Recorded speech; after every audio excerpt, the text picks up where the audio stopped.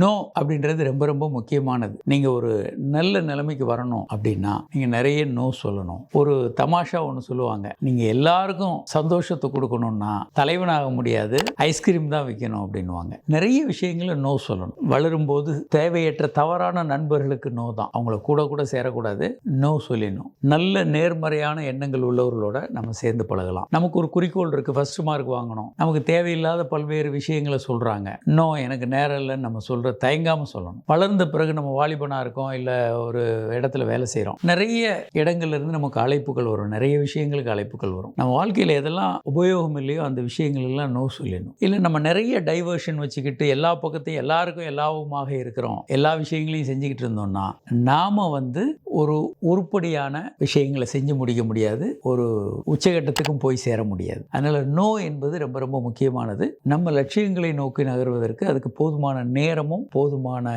வாய்ப்பையும் அது கொடுக்கும்.